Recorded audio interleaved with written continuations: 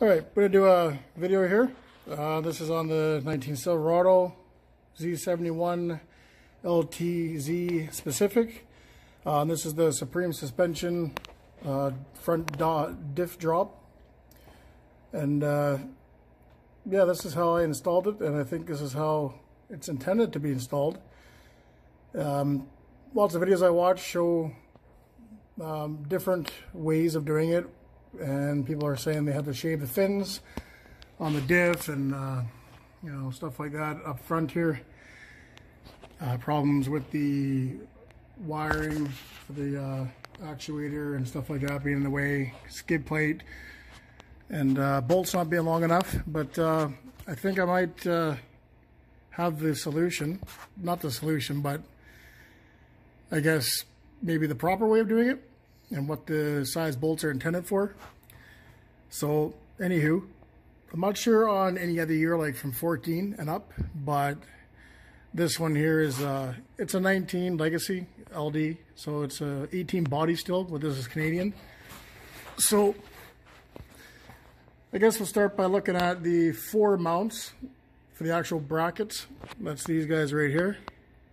And they go around like a little U onto the other side there, and there's another mount just like this one. And if I slide over here, we got the driver's side, and that's the same thing. It's the same mount. You can see it going back. And runs along here. So these are like U-shaped diff mount brackets.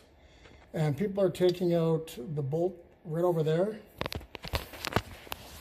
The one right here, and then the same with this side. You got the one right here, and don't mind me, I'm just scooting around here, and the one right here. And that is this is the passenger side that I'm looking at right here. So this side you do have to take off the front. Where is it here? The front 2 bolts. And you have to access this one near the front of the engine from the hood with about 3 extensions and impact. And this one here you can get from here. You have to take this bracket off to get to, if I can squeeze the phone up in here. There you go. You can see, oops, there's one of the supply bolts and the spacer right below it, right there.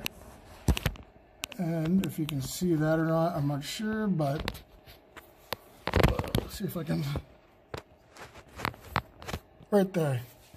And that's the other one right there, and above the supply bolt.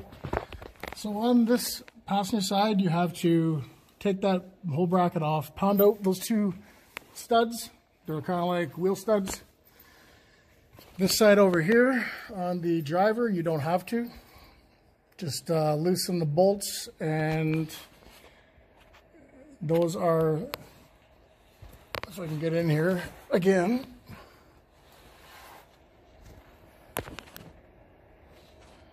It's hard to see. Okay, so if you can get into here,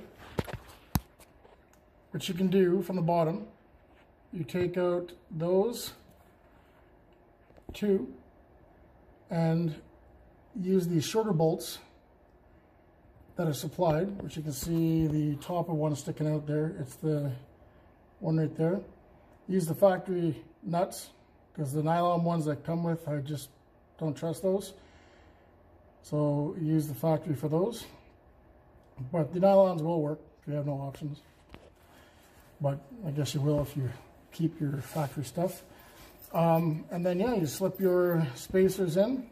You can see right here, in between the mount itself and the diff housing, versus taking out these guys and slipping in the, sorry, there we go, and slipping in the 120 mil bolts, or buying new bolts and dropping them in that way, and slipping a spacer in up top here. So I don't think the spacer kit is intended for that style, like that way of install. I think it's just for this way, like I showed you. And everything went together normal. like it just went together. There's no instructions. There's kind of a write-out or write-up of it, but that doesn't really do much. But it's kind of self-explanatory once you start pulling things apart. Anyways, yeah. So the kit, like I said, the one for Z71 and LTZ specific for the 18, 17, 18, or whatever, 19 if you got a legacy like mine, and maybe even the 14s and up, Z71s, LTZs, I'm not sure. But if it's not an LTZ or Z71, this kit won't fit. There's specific ones for that. But if you're having issues with installing, maybe they're not supposed to be installed on these four corners.